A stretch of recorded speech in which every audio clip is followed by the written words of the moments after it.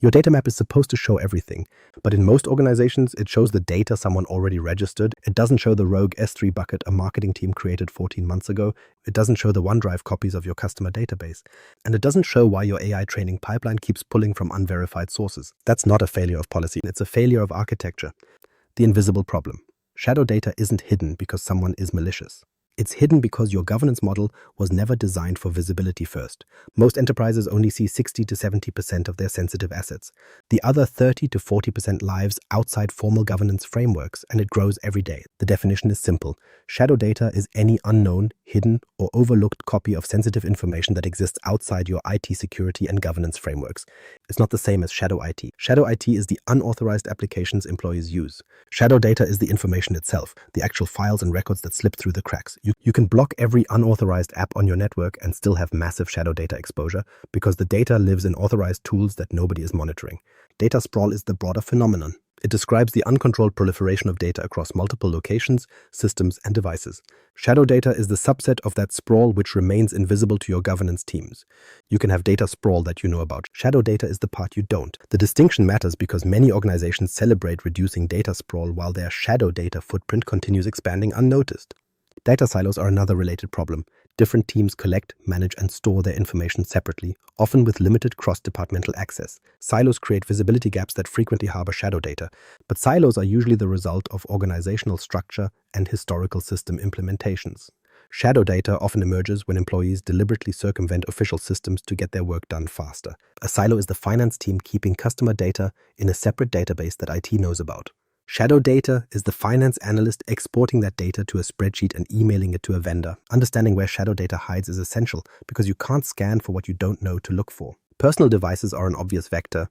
Employees store corporate files on laptops, tablets, and smartphones that never connect to your mobile device management platform. They use consumer cloud storage accounts like Dropbox or Google Drive because the official corporate file share is too slow or too restrictive. They copy databases to local drives for offline analysis, then forget the copies exist when they move to another project. Departmental servers represent another common hiding place. Business units maintain their own infrastructure for specific applications, and these servers often escape central backup, patching, and monitoring regimes. A marketing department might run a web server for campaign landing pages that stores prospect data. A research team might maintain a file server for experimental results that contains proprietary formulations. These servers aren't malicious, they're business critical, but if they aren't in your governance framework, they're shadow data repositories. Rogue cloud storage accounts proliferate faster than most organizations realize. Departmental procurement of SaaS solutions creates numerous data stores that central IT never sees. A sales team adopts a new CRM add-on that syncs customer data to an external database. A support team starts using a cloud-based ticket system that stores attachments containing screenshots of sensitive systems. Each new service creates a new potential shadow data location, and the cumulative effect across dozens of business units is staggering. Forgotten repositories are perhaps the most insidious category. Developers spin up test databases for a project, use production data for realistic testing, and leave the databases running after the project ships. Marketing teams create temporary storage buckets for campaign assets and forget to delete them when the campaign ends. Contractors upload project files to collaboration platforms that remain accessible long after the contract expires. These repositories aren't actively used, which makes them invisible to user activity monitoring, but they remain accessible and they remain full of sensitive data. AI training pipelines have created an entirely new category of shadow data. Data science teams routinely extract production datasets for model training, store them in personal workspaces or blob containers, and iterate on them without documenting the lineage or access controls. These training datasets often contain the most sensitive information in the organization because models require realistic data to produce useful results. The copies multiply as different teams train different models on overlapping datasets, and each copy becomes another shadow repository. When a model is deployed to production, the organization often can't verify that its training data was properly governed, which creates compliance exposure that persists for the entire lifetime of the model. The historical arc matters here.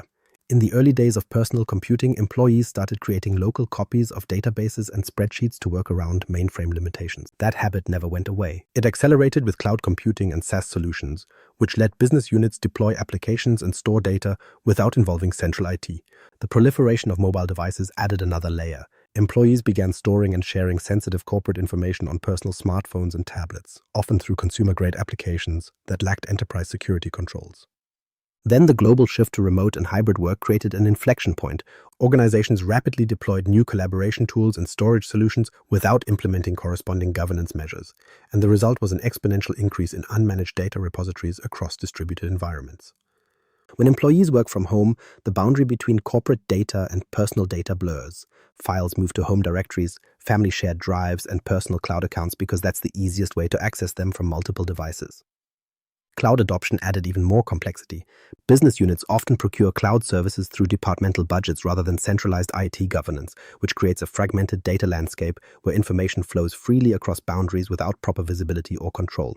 The lift and shift approach to cloud migration replicates on-premises shadow data challenges in cloud environments while introducing new complexities related to multi-cloud architectures and hybrid deployments. A database that was shadow data on a physical server in a branch office becomes shadow data in an Azure subscription that the central cloud team doesn't monitor. Artificial intelligence and machine learning initiatives have introduced the most recent driver of shadow data proliferation. Data science teams frequently create local copies of data sets for model training and experimentation, often storing these copies in unsecured locations without proper governance oversight. The pressure to deliver AI capabilities quickly leads many organizations to prioritize speed over governance, resulting in numerous shadow data repositories containing sensitive information used for AI development. The irony is that these AI initiatives are often sponsored at the executive level, while their data practices remain invisible to the same governance programs that protect production systems. The convergence of remote work, cloud adoption, and AI acceleration has created a perfect storm. Each factor reinforces the others to produce an increasingly complex and opaque data landscape that challenges traditional governance approaches. These aren't temporary phenomena. They represent fundamental shifts in how businesses operate, and they require equally fundamental changes to data governance strategies, rather than incremental adjustments to existing frameworks. The question isn't whether you have shadow data. The question is how much it's costing you and whether you're prepared to find out. The business impact. The financial impact of unmanaged shadow data extends far beyond immediate breach costs. Organizations experience multidimensional financial consequences that compound over time as shadow data accumulates across the enterprise ecosystem. The IBM Cost of a Data Breach report found that incidents involving shadow data cost organizations an average of $4.87 million per breach. That's significantly higher than breaches involving only centrally managed data, primarily because of the extended detection and containment times associated with shadow data repositories. When shadow data is involved, incidents take an average of 287 days to identify and contain. For breaches confined to governed systems, that number drops to 228 days. The extra 59 days of dwell time allow attackers more time to exfiltrate sensitive information and move laterally across the network, which substantially increases the breach's financial impact. Beyond direct breach costs, organizations suffer significant operational inefficiencies. Employees waste approximately 3.1 hours per week searching for information across disparate, ungoverned repositories. That translates to an annual productivity loss of $5,200 per employee. For a mid-sized company with 5,000 employees, that's over $26 million in lost productivity every single year. Shadow data also creates substantial compliance costs. Financial services firms report an average expenditure of $1.2 million annually specifically for shadow data remediation activities related to compliance requirements. The cost of non-compliance amplifies these impacts even further. GDPR violations involving shadow data have resulted in fines averaging 18.7 million euros or 4% of global annual turnover, whichever is higher.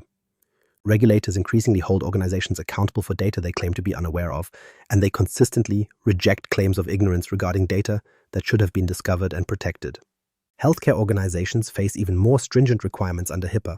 The Department of Health and Human Services has increasingly focused enforcement actions on organizations' ability to account for all protected health information across their data ecosystems.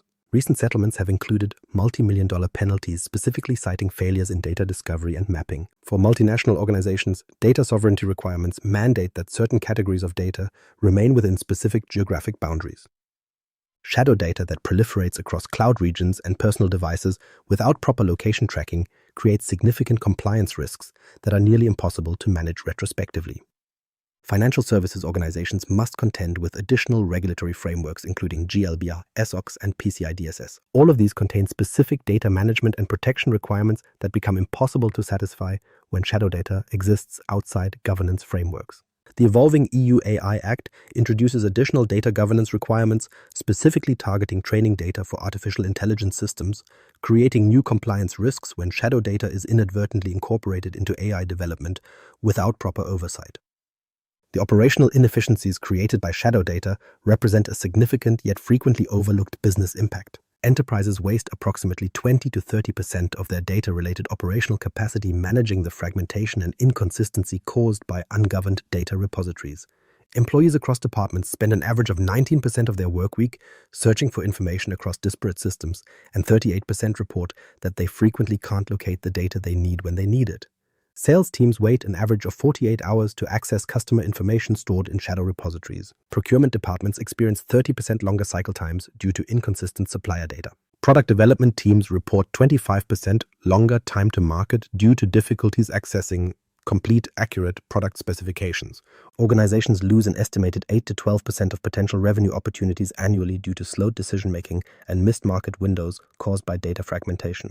Different departments often maintain conflicting versions of the same information in separate shadow repositories, which leads to significant reconciliation efforts and decision paralysis when stakeholders can't determine which data source represents the authoritative version.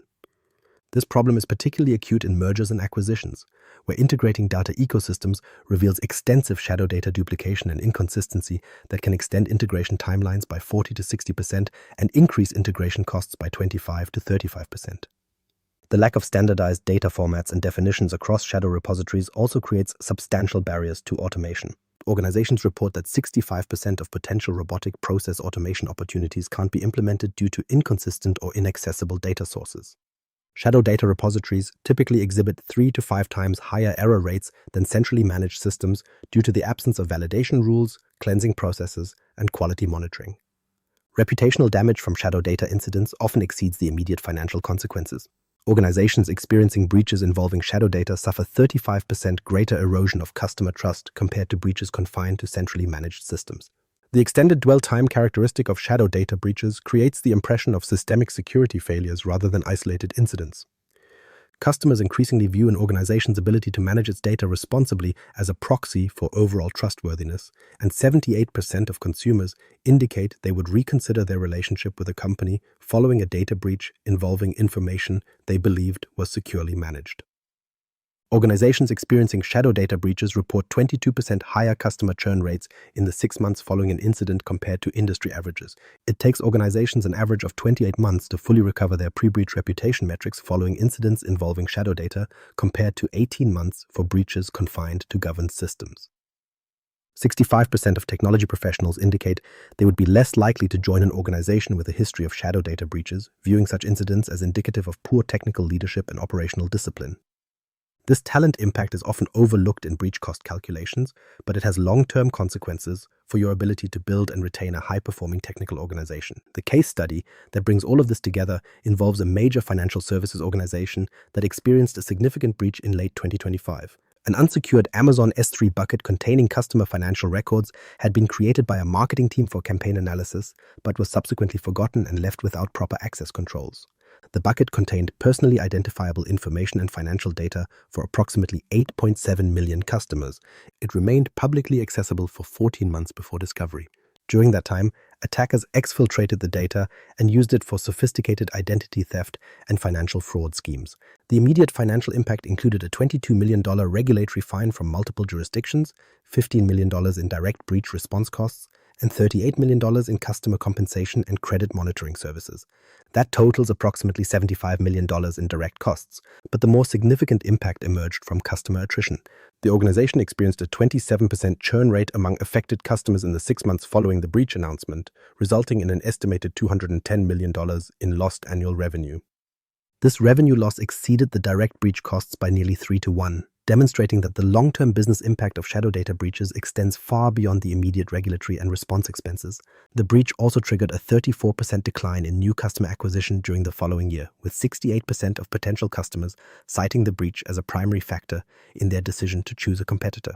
Subsequent internal investigations identified over 1,200 additional unsecured data repositories across the organization's cloud environments, containing sensitive information for more than 22 million customers. Remediation efforts required 18 months and cost an additional $45 million. The organization's stock price declined by 19% in the 3 months following the breach announcement and took 14 months to recover to pre-breach levels. The organization was forced to delay a major AI-driven customer service transformation by 18 months while rebuilding data governance capabilities, causing them to fall behind competitors who had invested in comprehensive data mapping and governance. Multiple class action lawsuits were ultimately settled for $85 million, bringing the total direct costs to approximately $415 million. The organization's attempts to attribute blame to the marketing team backfired, as regulators and courts determined that the organization bore ultimate responsibility for failing to implement adequate data discovery and governance processes that would have identified and secured the shadow data repository. This case study illustrates that shadow data isn't merely a compliance risk or a security risk, it's an existential business risk that can destroy customer relationships, market position, and strategic initiatives in a single incident. The structural flaw. The old model for data governance relies on periodic audits, spreadsheet inventories, and department self-reporting. This approach was never fast enough, but in a static on-premises environment, it was at least possible. Today, it's neither fast enough nor possible. Data creation speed exceeds manual cataloging capacity by orders of magnitude. By the time a manual audit finishes, the environment has changed. New repositories have been created, old ones have been forgotten, and the inventory is already outdated. This is the latency of enforcement problem. Your governance policy might be correct, but if your map of the environment lags reality by months, the policy is governing a fiction. The fundamental mismatch is that governance was designed for static systems and is being applied to dynamic cloud estates. Most organizations built their data governance frameworks around the assumption that data lives in known databases and approved file shares. That assumption is broken. Work doesn't start with navigation anymore. It starts with context, and context is created in tools and repositories that emerge faster than any manual process can track. Organizations that conflate shadow data with shadow IT often implement ineffective solutions. They focus on blocking unauthorized applications without addressing the data that already exists in unauthorized locations. Or they attempt to break down data silos without first identifying and securing the shadow data those silos contain. The most effective governance strategies recognize the interrelationships between these phenomena while applying targeted approaches to each specific challenge. Shadow IT governance focuses on application inventory and user behavior. Data silo governance focuses on integration architecture and access policies. Shadow data governance focuses on discovery, classification, and lineage. All three are necessary, but they require different tools and different success metrics. The latency of enforcement isn't just a technical problem, it's an organizational problem. When your governance cycle operates on quarterly audits, your policy changes take effect quarterly. In a cloud environment where new data stores appear daily, quarterly governance is effectively no governance at all. The gap between policy intent and policy reality widens until the policy becomes irrelevant. This is why manual governance failed, and it's why automated discovery is the prerequisite for any effective modern governance program. This is where the model has to change. Not more governance, different governance. Visibility must come before control because you can't protect what you can't see. The Purview model. Microsoft Purview wasn't designed to add another layer of policy on top of your existing stack. It was designed to replace the assumption that you already know where your data lives. The core philosophy is simple. Discover first, govern second. Most governance platforms start with rules. They assume you have a complete inventory, and they apply controls to that inventory. Purview starts with the opposite assumption. It assumes your inventory is incomplete, and its first job is to close that gap without disrupting the systems that are actually running your business. This is the structural difference that makes Purview effective for shadow data where other platforms fail. The data map is the foundation. It's not a static catalog, it's a continuously updated metadata repository that discovers, catalogs, and classifies data assets from hundreds of supported sources. Those sources include on-premises systems, cloud platforms, and SaaS applications. The data map doesn't require you to pre-register every repository. It scans your environment and builds the map for you. This matters because the data map can find assets you didn't know existed, which is exactly the capability you need for shadow data. The metadata repository stores 3 types of metadata for each discovered asset. Technical metadata includes schemas, data types, storage locations, and file formats. Operational metadata includes access patterns, update frequency, and scan history. Business metadata includes ownership assignments, business context descriptions, and sensitivity classifications. The combination of these 3 metadata layers transforms raw discovery into actionable intelligence. Complementing the data map is the data catalog. This is the business-friendly interface that makes the technical metadata accessible to people who don't live in Azure portals every day. It provides a searchable business glossary, data dictionaries, and rich metadata annotations that bridge the gap between technical data structures and business context. Without this bridge, your governance program remains an IT project instead of a business capability.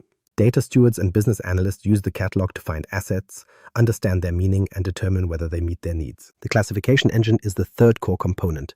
It leverages both system-defined and custom classification rules to automatically identify and label sensitive data according to organizational policies and regulatory requirements. The engine goes beyond simple pattern matching. It includes machine learning-based identification of complex data types that don't fit neatly into regular expressions. The classification engine operates during scans, applying labels to assets as they are discovered, which means newly created shadow repositories get classified automatically rather than waiting for a manual review cycle. Data lineage completes the core triad. It provides visual representations of data movement and transformation across your entire data estate. Lineage enables impact analysis, root cause investigation, and compliance verification through detailed tracking of data from source to consumption.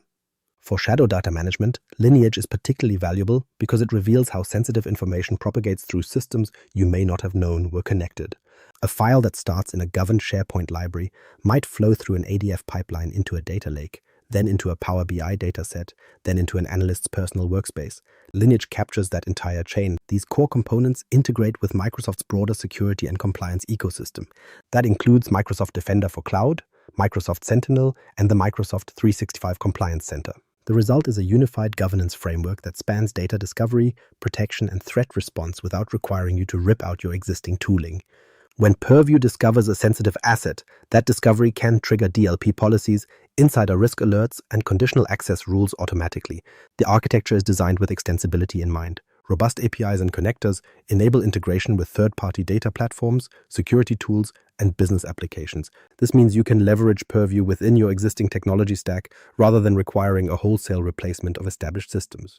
For organizations that have already invested in specialized tools, this modular approach reduces adoption friction significantly. You don't have to choose between Purview and your existing data quality tool, you connect them. Purview's Discover First philosophy minimizes disruption to existing workflows. Instead of immediately blocking ungoverned repositories, it identifies and catalogs them first.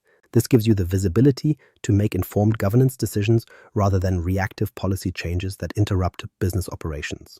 You identify and understand your data landscape fully before making governance decisions, which creates a more sustainable and effective governance program that addresses actual business needs rather than theoretical concerns. The modular design allows organizations to implement capabilities incrementally. You can start with data discovery and classification before expanding to more advanced governance scenarios. This supports adoption at organizations with varying levels of data governance maturity, which is important because most enterprises aren't starting from a blank slate. They have existing policies, existing tools, and existing resistance to change. Purview accommodates that reality by letting you bring one data source under governance at a time, rather than requiring a big bang deployment. A phased approach also lets you demonstrate value early, which builds the political capital needed to expand the program to additional sources and capabilities.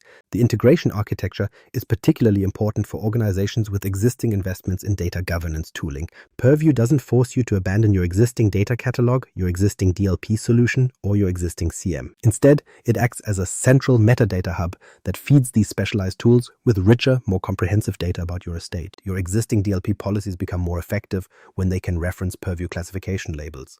Your existing SIEM alerts become more contextual when they include Purview lineage showing how a sensitive file moved through your environment. This augmentation model reduces the political and technical barriers to adoption because it positions Purview as an enabler of existing investments rather than a replacement.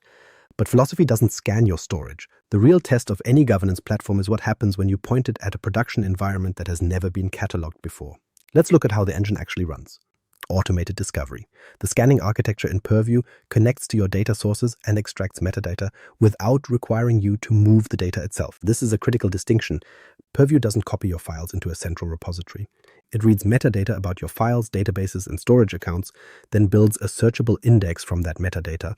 This approach keeps the performance impact on your production systems minimal while still providing comprehensive visibility. The metadata includes schema information, column names, file sizes, access patterns, and sample content for classification purposes. Because only metadata is indexed, your sensitive data never leaves your controlled environment, which addresses a common objection from security teams who worry that a governance tool might become another attack surface.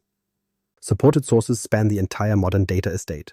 On the Azure side, Purview connects to Azure Data Lake Storage, Azure Blob Storage, Azure SQL Database, Azure Synapse Analytics, Azure Cosmos DB, Azure Databricks, Azure Files, and many others. For multi-cloud environments, it supports Amazon S3, Google Cloud Storage, various AWS database services including RDS and Redshift, and Google BigQuery.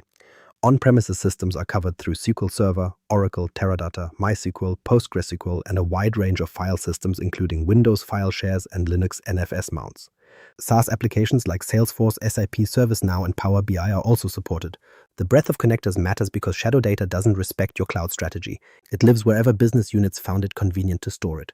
The scanning process operates through configurable scan rules that determine what data to collect, how frequently to scan, and what classification rules to apply. You can tailor discovery efforts to your specific needs and risk profiles rather than running one-size-fits-all scans across your entire estate. This configurability is essential for large organizations where different business units have different data types, different compliance requirements, and different tolerance for scanning overhead. A financial services firm might configure aggressive scanning with deep content sampling for trading databases while running lightweight metadata-only scans for marketing assets.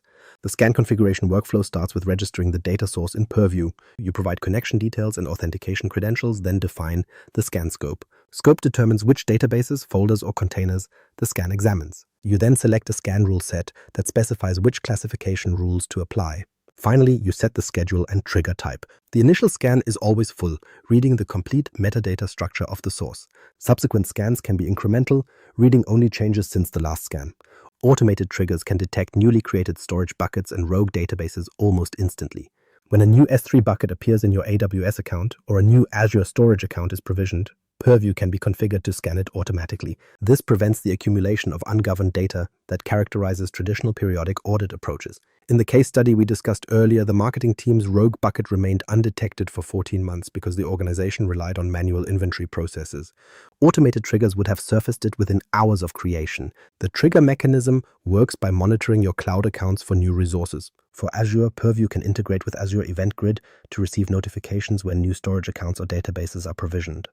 For AWS, you configure CloudWatch events to notify Purview when new S3 buckets or RDS instances appear. This event-driven approach is far more responsive than polling-based discovery, and it ensures that shadow repositories are caught at creation rather than at the next scheduled audit. Incremental scanning is one of the most important capabilities for production protection. Instead of rereading your entire data estate every time, incremental scans focus only on what has changed since the last scan. This dramatically reduces the load on your source systems while keeping your data map current. The initial scan of a large source is always full, but subsequent scans should typically be incremental unless you have made significant schema changes or updated your classification rule sets. When you modify classification rules or scan rule sets, Purview may automatically trigger a full rescan of affected sources to apply the new rules across the entire dataset. Managed identities are the recommended authentication model for Purview scanning in 2026. Each Purview account exposes a system-assigned managed identity that you grant appropriate reader roles on your data sources. For Azure SQL, you create a user from an external provider mapped to the Purview managed identity and grant database reader roles. For Azure Storage, you assign storage blob data reader to the managed identity. For on-premises SQL Server, you use a service principal or SQL authentication through the self-hosted integration runtime. This pattern removes the need for stored passwords or keys, which eliminates a common source of credential rotation failures and security vulnerabilities. The performance overhead of managed identity authentication itself is negligible compared to the scan workload. Once the identity has the right roles, scans authenticate and proceed with metadata reads just as they would with service principals or account keys. When you see slow scans or high load on a data source, the main drivers are almost always scan scope, data volume, schema complexity, or classification rules rather than the authentication method. Managed identity does introduce a dependency on Azure Active Directory availability, but in practice, AD outages are rare and scans queue gracefully until authentication resumes. Scan scope optimization is the most effective lever for controlling performance impact. Instead of scanning entire subscriptions or storage accounts, you configure scans at the granular level. For a SQL server, you might scan only specific databases rather than every database on the instance. For a data lake, you might scan only specific folders rather than the entire container. You can also exclude file types that aren't relevant to your governance program, such as image files or executable binaries in a document repository. This targeted approach ensures that scan cost and performance remain optimal while still covering your high-risk assets. Custom scan rule sets let you exclude classifiers that aren't relevant to a particular asset type. If you're scanning a storage container that only contains log files, you don't need to run every sensitive data classifier against it. You create a rule set that includes only the classifiers relevant to your risk profile for that source. This reduces both scan time and the noise in your results. A well-designed rule set might include 10 classifiers for a human resources data source and only 3 for a public marketing content repository. Scan frequency should align with the change rate of your source. Highly dynamic sources like streaming pipelines or frequently modified transactional databases might need daily or even sub-daily incremental scans. Static or slowly changing sources, like archived financial records, might only require weekly or monthly scans. The key is to match your scan cadence to your actual data change patterns rather than running everything on the same schedule. Overscanning wastes capacity and increases throttling risk. Underscanning leaves gaps in your visibility that shadow data can exploit. Scheduling scans during off-peak hours is a basic but essential practice. For cloud data stores that serve analytics only during business hours, you run Purview scans at night or on weekends. For globally distributed systems, you identify the lowest traffic window and schedule accordingly.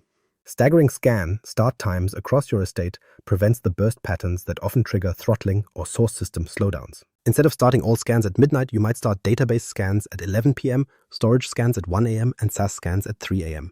In hybrid environments where Purview scans on-premises systems through self-hosted integration runtimes, network throughput and gateway capacity become the dominant bottlenecks rather than Purview itself.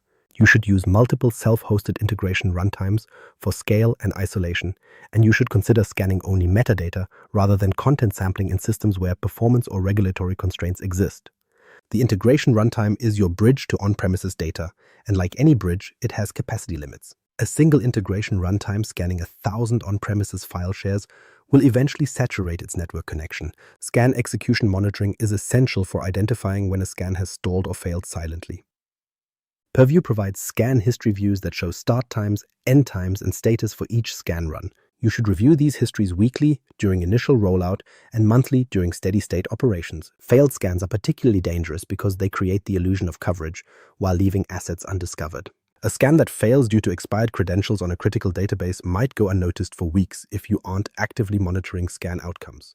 Your operational dashboard should alert on any scan failure, not just on system-level outages. Automation is the final piece of a mature scanning strategy. Instead of relying on administrators to manually trigger scans, you use Azure CLI, PowerShell, or Logic apps to orchestrate scan creation and execution. This ensures that scans run consistently and that new data sources are brought under governance as part of your standard provisioning workflow rather than as an afterthought. You can integrate scan provisioning into your infrastructure as code pipelines so that every new database or storage account automatically gets registered and scanned within hours of deployment. This closes the window between creation and governance that shadow data exploits.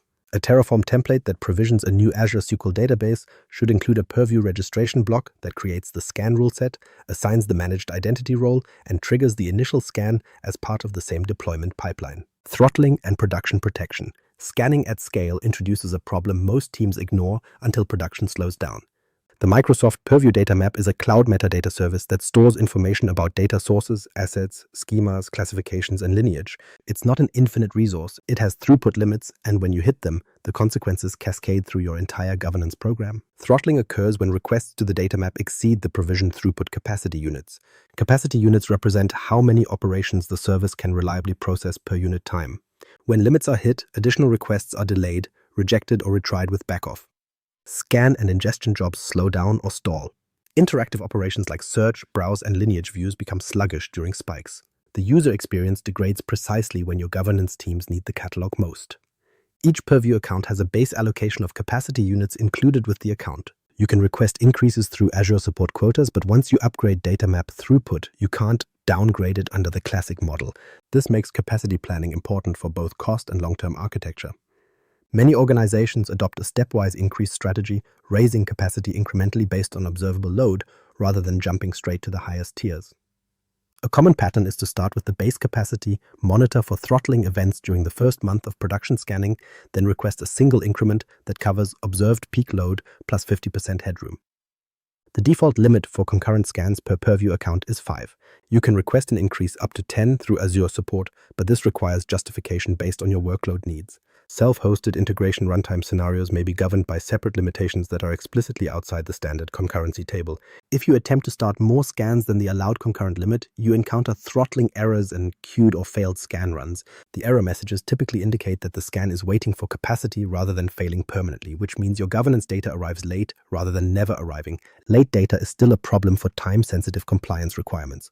Throttling most often affects large initial estate scans, high-frequency incremental scans of big data platforms, massive Lineage event ingestion from Synapse and Fabric, bulk updates of classifications or glossary terms, and parallel automation scripts calling data map APIs for custom metadata management. Bursty ingestion from massive initial scans tends to hit throttling first. Continuous, steady workloads fare better even at moderate capacity when properly scheduled. The difference is analogous to water pressure in a building. A single faucet running steadily works fine, but every tenant opening every faucet at once overwhelms the system. When data map throttling is triggered, the direct technical impacts include scan job slowdowns and failures, backlog of metadata ingestion where assets scanned in the source aren't yet reflected in the catalog, intermittent errors for API clients, and degraded interactive experiences in the catalog user interface. From a business and operational perspective, this translates to delayed compliance visibility, slower AI and analytics onboarding, reduced trust in lineage and catalog data, and incident response friction when security teams can't quickly locate and assess impacted assets. For organizations adopting Purview as a central control plane for AI data governance, sustained throttling isn't merely a technical nuisance. It becomes a direct governance and business risk. If your data map can't keep up with your environment, your AI training pipelines may pull from unverified sources because the catalog hasn't yet registered the new datasets. Your compliance reports may miss recently created sensitive repositories because the scans are stalled. Your data scientists may lose trust in the catalog and revert to finding data through informal channels, which creates more shadow data. Right-sizing data map capacity requires planning for the expected number of assets, scan frequency by source, and anticipated lineage volume from Fabric, Synapse, and ETL tools. You add a headroom margin to absorb onboarding spikes or new project surges, and you plan periodic capacity reviews as new data sources and AI initiatives go live. Because capacity increases are non-reversible, organizations often start with conservative sizing and expand based on observed metrics rather than theoretical projections. A typical enterprise might start with base capacity for a pilot covering 10,000 assets, then increase after measuring actual throughput during full production rollout. Throttling-aware scan strategies start with staggering. You schedule big platform scans at different times rather than running them all simultaneously. You avoid overlapping peak business hours if interactive catalog performance is critical for your data analysts. You start with high-value and high-risk datasets like regulated systems and AI training data lakes, then expand to lower priority sources as capacity allows. The scan calendar becomes a critical operational document that your data platform team maintains alongside other infrastructure schedules. Resilient integration patterns include implementing retry logic with exponential backoff for any custom code calling Purview data map APIs. You use batching and queue-based ingestion to smooth bursts of metadata events. You treat the data map as a shared platform resource and coordinate with other teams that might run bulk catalog updates or large governance tasks at the same time. If two teams each run heavy automation scripts on Monday mornings, they will collectively degrade performance for everyone. Establishing a shared calendar for governance automation prevents these collisions. Operational monitoring should track scan job durations and status, error and timeout rates for metadata operations, and any exposed throughput metrics in Azure Monitor. You need runbooks to identify whether slow scans are due to throttling versus source system issues, to escalate for quota increases when sustained pressure persists, and to temporarily reduce non-critical workloads when capacity is constrained. Your runbook should include specific decision criteria. If scan durations increase by more than 50% over baseline for 3 consecutive runs, investigate throttling. If API error rates exceed 5% for 30 minutes, pause non-critical scans and alert the platform team. The cost implications of throttling deserve explicit attention in your planning. Capacity unit increases raise your ongoing Purview costs, and because they're non-reversible under the classic model, over-provisioning has permanent financial consequences. Your capacity planning should therefore include cost modeling alongside performance modeling. Calculate the cost per capacity unit, estimate the capacity needed for your target estate size, and compare that to the cost of the business risks you are mitigating. In most cases, the cost of additional capacity is modest compared to the cost of a single compliance failure or data breach, but this comparison should be explicit in your business case rather than assumed. Custom classifiers. Even with perfect scanning, you will miss the data that matters most if you rely only on generic classification. Microsoft ships 93 built-in classifiers, and they cover the common patterns well. Credit card numbers, national identifiers, and common medical codes are all detected out of the box. But built-in classifiers miss proprietary data formats, industry-specific identifiers, and the nuanced document types that carry your organization's most sensitive intellectual property. Custom classification in Purview isn't a single feature. It's a set of approaches with different performance characteristics, and choosing the wrong approach for your data type is a common source of both false negatives and false positives. The three mechanisms are trainable classifiers, custom rule-based classifications using regular expressions or dictionaries, and the built-in catalog that Microsoft maintains for you. Each has strengths, weaknesses, and optimal use cases that every architect should understand before deploying. Trainable classifiers learn from positive and negative examples. You provide seed content, typically between 50 and 500 positive examples, and you place them in a dedicated SharePoint folder. You provide a separate folder with negative examples that represent similar but non-matching content. The model builds within 24 hours or less, and you can then test it before publishing for production use. Trainable classifiers are the best fit when the content pattern is nuanced or semantically defined. Internal process documents, policy artifacts, specialized business records, and unstructured text that doesn't follow a rigid format all fall into this category. The main advantage of trainable classifiers is flexibility. They can capture patterns that are difficult or impossible to express with regular expressions. The main limitation is that performance varies significantly with seed quality and category clarity. If your positive examples aren't representative of the full range of content you need to detect, the classifier will miss variance. If your positive and negative examples aren't clearly distinct, the model will struggle to discriminate. A trainable classifier trained on 50 corporate policy documents might fail to detect a policy that uses a different template or was created by an acquired subsidiary with different formatting conventions. Microsoft advises using a communication site or other standard SharePoint site type for seed content rather than a Teams folder type. This is a specific configuration detail that matters because Teams folders have different permission and storage behaviors that can interfere with the classifier training pipeline. The seed content should be real examples from your environment, not synthetic samples created for training purposes, because the model needs to learn from the actual language, formatting, and context your employees use. Synthetic samples might teach the model to detect your template rather than your actual content, which creates a false sense of security. The training process is opaque in the sense that you don't see the exact model weights or decision boundaries, but it's transparent in the sense that you can test the classifier against holdout data before publishing. You should allocate at least 20% of your seed content for testing rather than training. If the classifier performs well on the training data but poorly on the test data, it has overfit to your examples and will fail in production. This is the same machine learning validation principle that data scientists apply to their models, and it is equally important for governance classifiers. Custom rule-based classifications use deterministic logic. Regular expressions match predictable patterns like employee ID formats, product serial numbers, or contract reference codes. Dictionary matching identifies known term lists such as project codenames, client names, or banned substances. These approaches are preferable when the target pattern is stable and explicit. They're usually easier to explain, audit, and benchmark because outcomes can be traced directly to the rule logic. Regex-based classification in Purview can evaluate both the column name and the display name in structured sources, not just the payload content. This matters because apparent false positives or misses may come from metadata matching rather than data matching. If your regex is designed to match a pattern in cell values, but it triggers on a similarly named column header, you need to understand that behavior and adjust your rules accordingly. A regex for social security numbers might match a column called SSN masked that actually contains hashed values, which would trigger false positives across thousands of rows. Dictionary uploads use configurable thresholds, such as distinct match threshold and minimum match threshold. These thresholds determine how many terms from your dictionary must appear in a document before it's flagged and how many total matches are required. Tuning these thresholds is the primary method for controlling false positive rates with dictionary classifiers. A threshold that is too low floods your results with noise. A threshold that is too high misses legitimate matches. The optimal threshold for a dictionary of pharmaceutical terms might be 3 distinct matches in a document of at least 100 words. But you determine this through testing rather than guessing. Built-in classifiers remain attractive when you want fast deployment and vendor-maintained coverage. Microsoft updates the built-in catalog as new data types and regulatory requirements emerge. They reduce the effort required to define and maintain detection logic, which is valuable for organizations with limited data governance staffing. The trade-off is less customization and the risk that your specific industry or regional requirements aren't fully covered. A healthcare organization in the United States might find that built-in classifiers cover HIPAA well, but miss state-specific privacy regulations that apply to their patient population. There's no publicly documented universal benchmark for Purview custom classifier accuracy, latency, or recall across common enterprise data types. Organizations measure performance using their own validation sets against practical metrics. Precision measures how many flagged items are truly relevant. Recall measures how many relevant items are successfully found. False positive rate measures how often the classifier overmatches. False negative rate measures how often it misses relevant content. Time to train and publish matters for trainable classifiers, and operational stability measures whether results stay consistent after content, schema, or scan changes.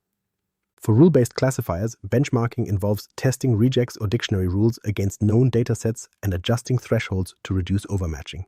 For trainable classifiers, benchmark quality depends on the representativeness of the seed set and the separation between positive and negative examples.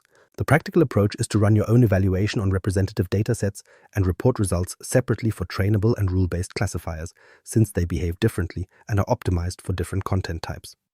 Exact data match, or EDM, represents a precision-focused approach for highly structured data.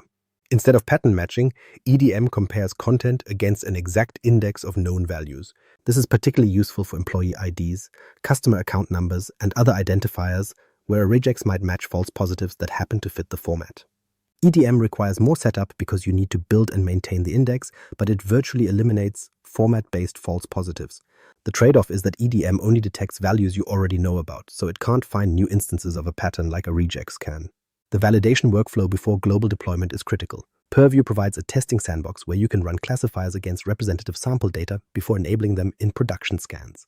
This lets you measure precision and recall against ground truth you control, and it lets you tune thresholds without generating noise in your live catalog. Organizations that skip this step often find themselves with hundreds or thousands of false positive classifications that degrade trust in the entire governance program. A single poorly tuned classifier can generate more alert noise than an entire team can investigate, which leads to alert fatigue and ignored notifications. The false positive tuning technique that separates production-ready classifiers from noisy experiments is simple in concept, but rarely executed well. You start with a narrow pilot on a single source with known content, you run the classifier and manually review every match. You categorize each match as true positive, false positive, or ambiguous. You adjust the rule thresholds or seed content based on the patterns in the false positives. You rerun the test and repeat until the precision meets your acceptance criteria. Only then do you expand to additional sources. This iterative approach takes longer upfront, but saves weeks of cleanup work later. Most organizations that complain about classifier noise skip this validation step and deploy directly to production. Classifier performance matters beyond detection accuracy because classifiers feed downstream actions like labeling, policy publication, and scan-driven governance workflows. A classifier that is technically accurate but attached to the wrong downstream policy produces weak business outcomes. The architecture of your classification strategy must align with your labeling strategy and your remediation workflow, or you end up with perfectly classified data that nobody knows how to handle. If your confidential label triggers encryption that breaks a legacy reporting tool, the business will circumvent the label rather than fix the tool, generating fresh shadow copies outside your governed perimeter. And that's exactly where most governance programs fail, not in the technology, but in the handoff between discovery and action. The deployment strategy for custom classifiers should follow a phased approach that mirrors the broader Purview adoption model. Phase 1 is assessment, where you inventory your sensitive data types, identify gaps in built-in coverage, and prioritize the categories that represent the highest business risk. Phase 2 is pilot development, where you build and validate 1 or 2 classifiers for your highest priority data types using the sandbox and iterative tuning process. Phase 3 is controlled rollout, where you deploy validated classifiers to a subset of production sources and monitor precision and recall for several weeks. Phase 4 is full deployment, where you expand coverage across your estate and establish ongoing maintenance procedures for updating rules and retraining models as your data evolves. Each phase should have explicit exit criteria before progressing to the next. The assessment phase ends when you have a ranked list of data types and a clear mapping of which classifier type is appropriate for each. The pilot phase ends when your test classifier achieves at least 90% precision on representative holdout data. The controlled rollout phase ends when production metrics confirm that the sandbox results transfer to real-world sources without significant degradation. These gates prevent the common failure mode of rushing to full deployment before validation is complete, which generates the noise and false confidence that undermine governance programs. Lineage tracking. Classification tells you what the data is, but Lineage tells you where it came from and where it went, and that's where shadow data becomes visible. You can classify every file in your estate, but if you don't understand how copies propagate from governed systems to unmanaged locations, you're only solving half the problem. Data lineage is the life cycle that spans a dataset's origin and its movement over time across your data estate. It enables you to trace information from source to destination, including all transformations it undergoes during processing. This comprehensive map of data flows often reveals previously unknown shadow data repositories that you would never find through static scanning alone. The lineage graph shows not just the endpoints but the paths between them, which is how you discover that a governed dataset has spawned unauthorized copies in unexpected places. Microsoft Purview implements Lineage through a metadata collection process that connects with various data processing, storage, and analytics systems. It extracts movement and transformation information, then combines that information to represent a generic, scenario-specific lineage experience that accurately reflects data flows regardless of the underlying technology. The visual representation shows data moving from source to destination with transformation steps clearly marked, which provides an intuitive way for both technical and business stakeholders to understand complex flows and identify potential shadow data touchpoints. For Azure Data Factory, the integration is mature and operates through managed identity authentication. You enable a system-assigned managed identity on your ADF instance, and you grant that identity the data curator role on your Purview root collection. Once connected, ADF automatically pushes lineage metadata for each supported activity execution into Purview without requiring modifications to your pipeline logic. The supported activities include copy activity, mapping data flow activity, and execute SSIS package activity. Copy activity is the most critical scenario because it represents the majority of data movement operations in most Azure estates. The connection between ADF and Purview can be established from either direction. From ADF, you navigate to Manage, then Microsoft Purview, then connect to a Microsoft Purview account. From Purview, you register the ADF instance as an external connection so Purview can ingest Lineage. Both approaches achieve the same result, but the ADF side configuration is more common because it's typically managed by data engineering teams who own the pipelines. The ADF managed identity must have the data curator role on the Purview root collection, and both services should ideally be in the same region for performance. Cross-region connections are supported, but introduce additional latency. Lineage generally appears in Purview within 5 to 15 minutes after a successful pipeline run. That latency is acceptable for governance and compliance use cases, but it means Lineage isn't a real-time monitoring tool. It's an operational intelligence layer. If you need immediate detection of unauthorized data movement, you supplement Lineage with DLP and insider risk management policies rather than relying on Lineage alone. The 5 to 15-minute window is a trade-off between system performance and freshness. Purview batches Lineage events to reduce overhead on both the ADF side and the data map ingestion pipeline. The practical integration pattern for Azure Storage follows the same model. You scan storage accounts into Purview for cataloging and metadata, then you connect the orchestration layer so pipeline executions push Lineage into the data map. This hybrid approach gives you the complete view. The catalog shows what exists, while Lineage shows how data moved and changed. If a storage container receives data from 5 different pipelines but you only have Lineage from 3, you know that the remaining 2 data sources are either manual uploads, external imports, or pipeline activities that aren't yet configured for Lineage capture. For Azure Synapse Analytics, Purview captures runtime lineage from copy data and data flow activities. If a pipeline uses an unsupported transformation pattern or storage target, lineage may be incomplete or dropped. This means Purview lineage is best understood as system-generated operational lineage, not a universal reconstruction of every file-level operation. You should test whether your specific copy patterns, data flows, and parameterized pipelines appear correctly in Purview, because unsupported patterns can lead to gaps that create false confidence in your coverage. A common gap occurs when copy activities include additional columns or complex mappings, which sometimes prevent Purview from generating complete lineage. Power BI lineage is another important integration point. When Power BI datasets refresh from Azure sources, Purview can capture the lineage from the underlying data source through the dataset to the report. This is critical because business users frequently export data from Power BI reports to Excel for offline analysis, which creates shadow data copies. When you can trace a specific Excel file back to a specific Power BI dataset and from there to a specific SQL database, you have the evidence needed to demonstrate data provenance to auditors or regulators. Lineage information supports multiple critical use cases for shadow data management. It allows you to identify unauthorized data copies created during ETL processes, detect shadow data repositories that receive data from governed systems without proper oversight, and understand how sensitive information propagates through your organization's data ecosystem. This capability proves especially valuable for identifying shadow data created through legitimate business processes, such as when analysts create local copies of production data for reporting purposes without following proper governance procedures. When an analyst copies a production table to a personal workspace, Lineage captures that movement. When a marketing team exports customer data to a CSV and uploads it to an unmanaged SharePoint site, Lineage records that transfer.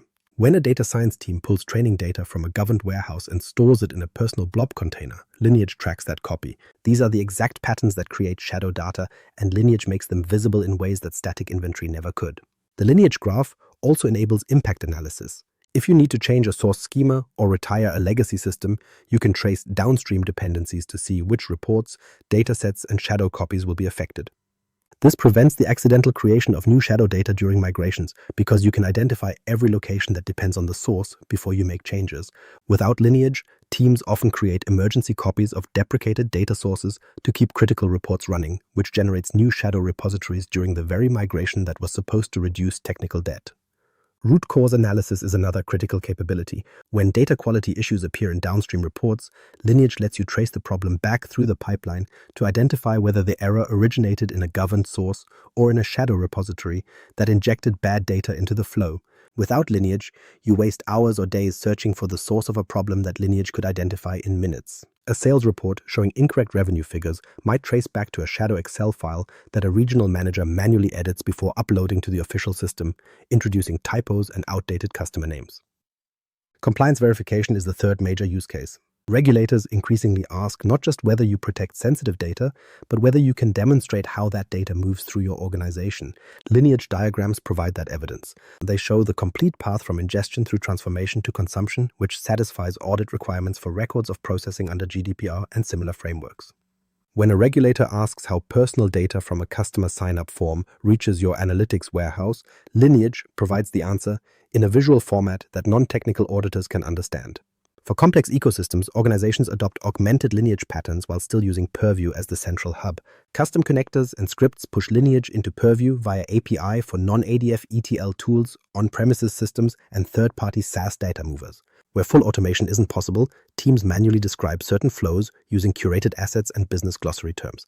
This hybrid approach balances automation with targeted customization, which is necessary because no single platform can automatically capture every data movement pattern in a heterogeneous enterprise. A large bank might have mainframe-based ETL tools that predate modern cloud platforms, and these require custom Lineage scripts to bridge into Purview. Column-level Lineage is an emerging capability that matters for precision shadow data tracking.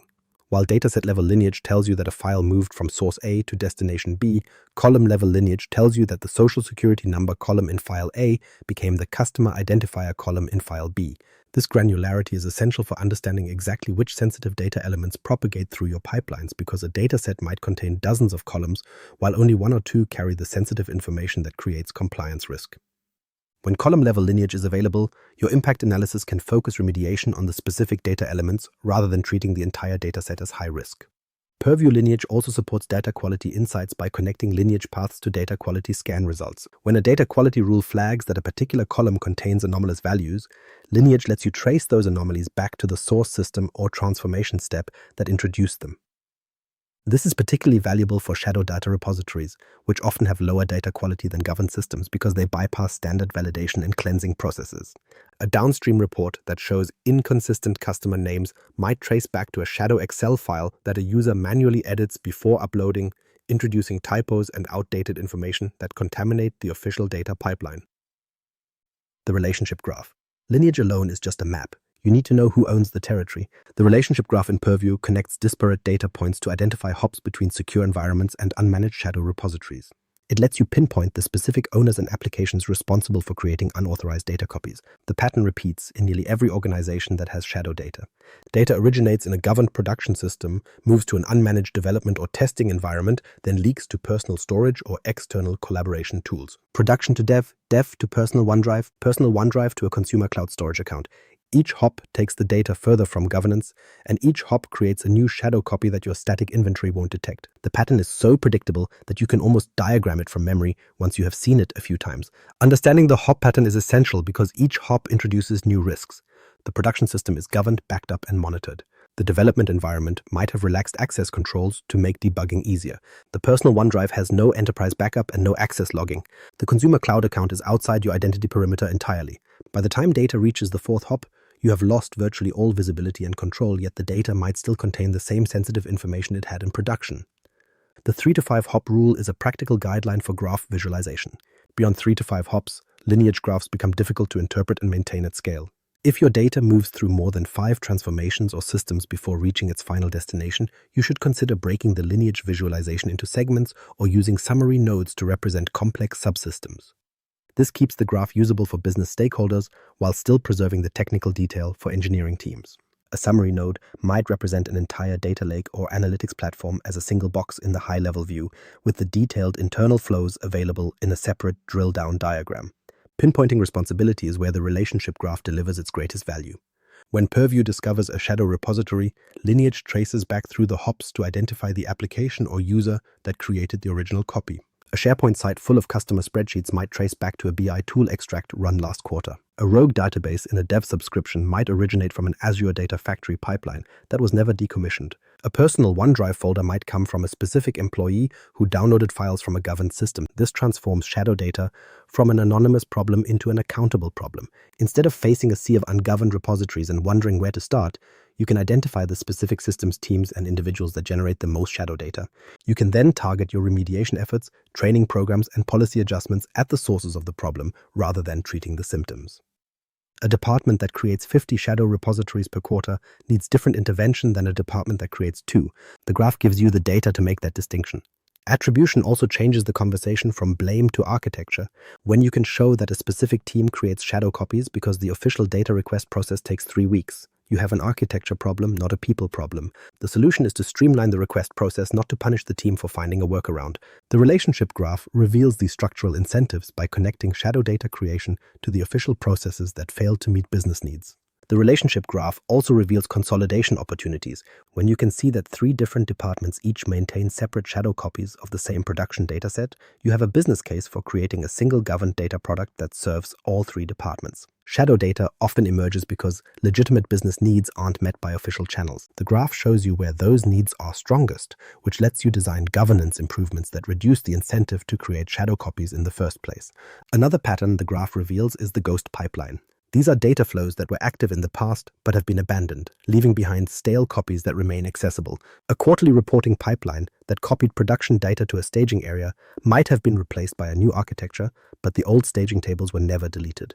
The Lineage graph shows the pipeline as inactive while the data remains, flagging these ghost repositories for cleanup. Ghost data is particularly dangerous because it's invisible to active monitoring while still containing sensitive information from the period when the pipeline ran.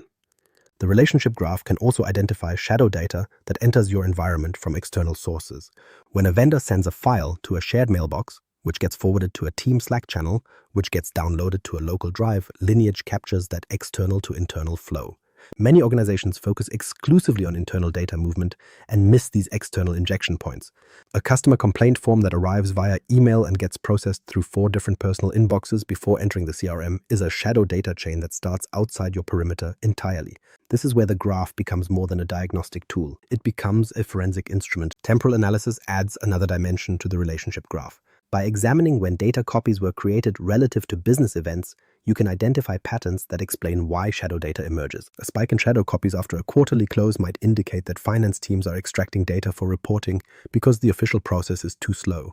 A cluster of copies after a product launch might indicate that marketing teams are sharing campaign data through informal channels because the approved collaboration tools don't meet their needs. These temporal patterns reveal the business process failures that create shadow data, which lets you design preventive measures rather than just reactive cleanup. The consolidation opportunities revealed by the graph often extend beyond data to include tools and processes. When 3 departments each maintain separate shadow copies because they use 3 different analytics tools that can't share a common data source, the root problem is tool fragmentation rather than data governance. The graph shows you these tool-level patterns by revealing which applications generate the most shadow copies and which departments are most affected. Your remediation strategy then includes both data consolidation and tool standardization, which addresses the root cause rather than the symptom. Operationalizing. Now you can see it, you can trace it, you can name the owner. The next question is what you actually do with it. Discovery without action is just a more detailed description of your problems. Operationalizing means transforming discovered shadow data into governed assets through systematic, repeatable processes. The first step is automated tagging. When Purview discovers a new asset, it applies classification labels based on the content analysis and custom classifiers you have configured. But classification alone doesn't make an asset governed. You need lifecycle retention policies that define how long the asset should be kept, when it should be archived, and when it should be deleted. You need sensitivity labels that enforce encryption, access restrictions, and sharing limitations. And you need business metadata that connects the asset to your glossary terms, data domains, and organizational structure. Without these additional controls, classification is merely a colored sticker on an ungoverned file. Automated tagging policies in Purview have matured significantly by 2026. As of mid-April 2026, auto-labeling in SharePoint and OneDrive can override existing sensitivity labels, including manually applied ones, and can remove specific labels when content no longer meets policy conditions. This feature applies to files at rest and isn't enabled by default, which means you must explicitly configure it after validating your classification accuracy. The ability to downgrade or remove labels automatically is as important as the ability to apply them, because data that was sensitive last year might not be sensitive today after a project closes or content is revised. Without automatic removal, your estate accumulates incorrectly labeled files that create false confidence in your protection posture. Real-time alerts notify data stewards the moment a new unmanaged silo is detected by the data map. These alerts aren't native to Purview by default, so organizations typically use Purview REST APIs combined with Azure Functions or Power Automate to query for new or recently updated assets, evaluate each asset against required metadata rules, and send notifications or create tasks for stewards. This automation transforms governance from a periodic audit activity into a continuous operational process. A typical automation pattern runs every 4 hours, queries for assets discovered since the last run that lack descriptions, owners, or classifications, and sends a Teams message to the mapped steward group with a direct link to the asset in Purview. The data steward role is central to this workflow. A steward in the Purview context is responsible for maintaining accurate metadata, ensuring business glossary terms are correctly mapped, monitoring data quality, overseeing access governance, and supporting compliance. Typical daily activities include reviewing automated classifications and correcting misclassifications. Weekly activities include glossary and term assignment work, plus review of pending metadata or access requests. Monthly activities include comprehensive domain reviews of quality, access, compliance, and user engagement. Stewards are the human checkpoint that prevents automation from making incorrect decisions at scale. The shift-left model is the most effective approach for sustainable shadow data remediation. Instead of routing every discovered issue to a central security team that's already overwhelmed, you send remediation requests directly to the file owners and data creators. The owners understand the business context. They know whether a file is still needed, who should have access, and where it should move. Central teams provide policy and oversight, but the actual cleanup work happens at the edge where the data was created. This model respects the expertise of the people who created the data while maintaining centralized accountability for policy compliance. The Data Security Triage Agent, which entered public preview in 2026, automates this shift-left workflow. It identifies sensitive data in SharePoint and OneDrive at scale, automatically sends remediation requests via Microsoft Teams to the last modifier of a file, and provides a closed-loop remediation process with visibility into progress and completion rates. This moves work from specialized security staff to end users through guided remediation, reduces the time to remediate oversharing and misclassification issues, and improves remediation rates by making the process part of the user's normal workflow rather than an external ticket system. A user who receives a Teams notification asking them to confirm whether a file still needs external sharing is far more likely to respond than if they receive a security ticket with no context. Because Purview doesn't natively notify stewards when new assets or columns are discovered with missing metadata, the most effective organizations build integration pipelines using Azure Functions, Logic Apps, or Power Automate. These pipelines query the catalog for unmanaged assets, look up the correct steward or owner based on domain mapping rules, and create work items in existing ticketing systems like Azure DevOps or ServiceNow. This treats unmanaged asset remediation as a standard work queue with SLA-driven metrics rather than an ad hoc cleanup project. The integration pipeline becomes part of your operational infrastructure, maintained and monitored, just like any other business process automation. Sensitivity labels travel with data and invoke the protection rules you configure for each label. They can enforce encryption at rest, restrict external sharing, apply watermarks, and control which AI tools can access the content. In the context of shadow data, this means that once an asset is discovered and labeled, the protections follow it even if it moves to another location. A file that's labeled confidential and encrypted can't be casually copied to a personal device and opened without the proper credentials.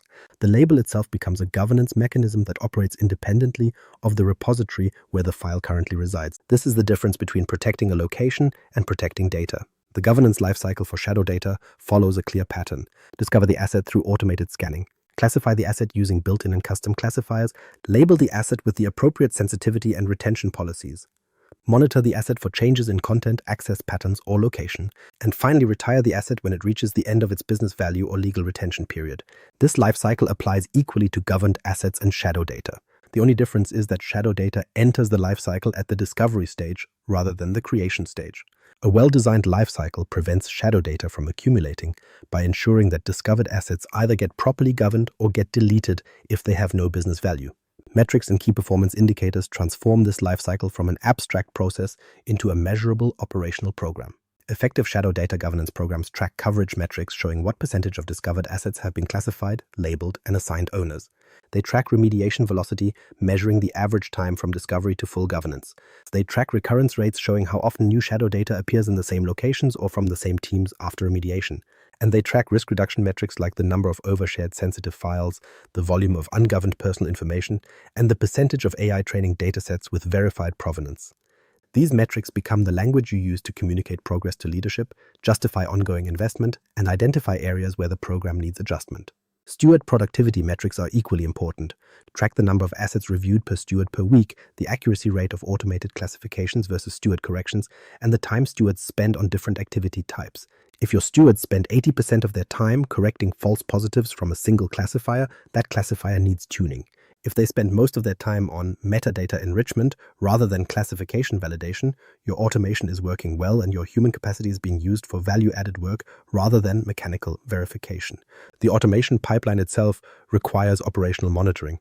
Track the success rate of API queries, the latency of steward notifications, and the completion rate of automated remediation workflows. A notification system that fails silently is worse than no notification system at all, because it creates false confidence that stewards are being alerted when they aren't. Your operational dashboards should show green when the pipeline is healthy and red when any component fails, with automated alerts to the platform team that maintains the integration infrastructure. The ROI case: none of this matters if you can't justify the investment. So let's look at the numbers. The Forrester Total Economic Impact Study on Microsoft Purview measured a 355% return on investment over 3 years for a composite organization. The net present value was $2.3 million. The payback period was under 6 months. And the composite organization achieved a 30% reduction in risky data activity and data breaches. These numbers are for Purview overall, not specifically for shadow data remediation. But the biggest drivers in the study are exactly the activities related to shadow data: discovering sensitive content that was previously invisible, applying labels and access controls to that content, tightening sharing permissions on overshared files, automating remediation workflows that used to require manual investigation. The ROI story is largely a risk reduction and efficiency story, and shadow data is the largest source of unmanaged risk in most organizations. To build your own ROI model, you start with a baseline assessment. Run Purview discovery for 30 to 60 days to obtain the number of sensitive items discovered by type and label, the number of overshared or externally shared items, and the current median time to detect and remediate issues. Map these items to business risk by classifying them by business unit, data owner, and regulatory category. Then estimate the potential impact if each category were breached. This baseline becomes your evidence-based foundation for the business case. Without it, you're asking leadership to trust projections built on assumptions rather than observations from your actual environment. The benefit categories break down into 4 areas. First, reduced breach and incident costs. Use the 30% risk reduction from the Forrester study as a guidepost, then adjust based on your actual environment. Calculate your annual expected loss before and after Purview by estimating breach probability multiplied by average breach impact. For a mid-sized organization with a 1 in 5 annual breach probability and an average cost of $4.87 million per breach, a 30% risk reduction saves approximately $2.9 million per year. Your actual numbers will differ, but the methodology remains the same. Second, avoided regulatory and legal penalties. Link categories of shadow data to the regulatory regimes that govern them and estimate fine avoidance based on decreased likelihood of regulator-relevant exposures. If your baseline discovers 5,000 ungoverned files containing personal information subject to GDPR, and your remediation program reduces that exposure by 80% before the next audit cycle, you have a quantifiable reduction in regulatory risk. Convert that reduction into financial terms using the maximum fine percentages and your organization's revenue figures. Third, operational efficiency and staff time savings. Quantify the hours per week your analysts and compliance officers currently spend on manual discovery and cleanup, then convert those hours to cost savings using loaded hourly rates. If a team of 5 compliance analysts spends 30% of their time on manual data discovery and remediation, and their loaded hourly rate is $125, that's approximately $480,000 annually in recoverable capacity. After Purview automation, that same team can focus on policy design, risk analysis, and strategic initiatives rather than hunting for files in unmanaged directories. Fourth, improved decision-making and governance. Better visibility into where sensitive data lives supports cleaner data architectures, more targeted retention policies, and reduced storage costs from deleting stale but sensitive data. Organizations often discover that 20 to 30% of their storage consumption is shadow data that has no business value and should be deleted. In a cloud environment where storage costs scale with usage, deleting 10 terabytes of obsolete shadow data can save tens of thousands of dollars annually in direct cloud costs alone. Cost components include licensing for the Purview features you use, implementation and configuration effort, change management for user communications and training, and ongoing operations for policy tuning and risk assessment review cycles. Over a 3-year horizon, you discount these costs to net present value if you are following a total economic impact methodology. Licensing costs vary based on your Microsoft agreement and the specific Purview capabilities you enable. Data map capacity units scale with your estate size, and you should include the projected growth in your cost model rather than assuming static capacity. Implementation costs include the initial policy design, custom classifier development, scan configuration, and integration with your existing tooling. A typical enterprise implementation takes 6 to 12 weeks for the initial discovery phase, followed by 3 to 6 months of policy refinement and user adoption. Change management costs include training for data stewards, communications to business users about new workflows, and potentially external consulting support for organizations that lack internal governance expertise. Ongoing operations include periodic review of classification accuracy, tuning of scan schedules based on observed load, capacity planning for data map growth, and maintenance of the automation pipelines that connect Purview to your ticketing and notification systems. These operational costs are typically 20 to 30% of the initial implementation effort per year, which is modest compared to the ongoing cost of manual governance without automation. At a basic level, the formula is straightforward. Total quantified benefits minus total quantified costs divided by total quantified costs multiplied by 100. That gives you your percentage return. Most organizations model multiple scenarios. A conservative scenario assumes smaller risk reduction and modest staff time savings. An expected scenario aligns more closely with the Forrester findings. An aggressive scenario assumes broad automated remediation with strong user engagement and high coverage of your data estate. Shadow data remediation isn't just cost avoidance, it's revenue protection. When sales teams lose 48 hours waiting for customer information, that's lost revenue. When product development takes 25% longer to reach market because teams can't find accurate specifications, that's lost revenue. When mergers and acquisitions take 40% longer because data integration reveals hidden shadow repositories, that's lost revenue. The business case for Purview is stronger when you frame it as protecting revenue streams rather than merely reducing security spending. Your CFO cares more about protected revenue than avoided fines, and your board cares more about competitive positioning than compliance checkbox status. Scenario modeling is where the business case becomes specific to your organization. A conservative scenario might assume a 15% reduction in shadow data exposure, modest staff time savings of 10%, and no significant storage cost reduction. This scenario still typically produces a positive return within 18 months for organizations with significant shadow data problems. An expected scenario aligns with the Forrester composite, assuming 30% risk reduction, 25% staff time savings, and measurable storage cost reductions from deleting obsolete shadow data. An aggressive scenario assumes 50% risk reduction, full automation of routine stewardship tasks, and proactive data architecture improvements that prevent new shadow data from emerging. The aggressive scenario requires more upfront investment in custom classifiers, integration pipelines, and change management, but it produces the highest long-term returns. Your scenario selection should reflect your organizational maturity. If this is your first data governance initiative, start with the conservative scenario and exceed it. If you have existing governance tools and processes that Purview will replace or augment, the expected scenario is more realistic. Only pursue the aggressive scenario if you have executive sponsorship, dedicated implementation resources, and a culture that adapts well to process changes. Overpromising and under-delivering is the fastest way to lose funding for a governance program because the benefits are invisible when they work and catastrophic when they fail. The intangible benefits of shadow data governance deserve mention even though they resist precise quantification. Improved data quality across the enterprise reduces the time analysts spend validating and correcting data before using it for decisions. Better data discoverability increases the reuse of existing datasets rather than creating redundant copies. Stronger governance posture improves customer trust and can become a competitive differentiator in industries where data handling practices influence purchasing decisions. These benefits are real and significant, but they are best presented as supplementary to the quantified financial case rather than as substitutes for it. AI readiness and the future state. But the real payoff isn't a 3-year ROI model. It's what happens when your data architecture is finally ready for AI. Shadow data management is no longer just a security concern. It has become foundational to successful AI implementation because unmanaged shadow data introduces significant quality issues and compliance risks into training datasets. Every ungoverned dataset your teams use for model training introduces potential compliance risks you can't audit. A training dataset that contains personally identifiable information copied to a shadow repository without proper consent or anonymization passes that liability straight to your AI model. A training dataset that includes biased or inaccurate information from an unmanaged source infects your model with that same bias. A training dataset that moves through 5 undocumented hops before reaching your data science platform leaves you unable to explain its provenance to regulators or customers.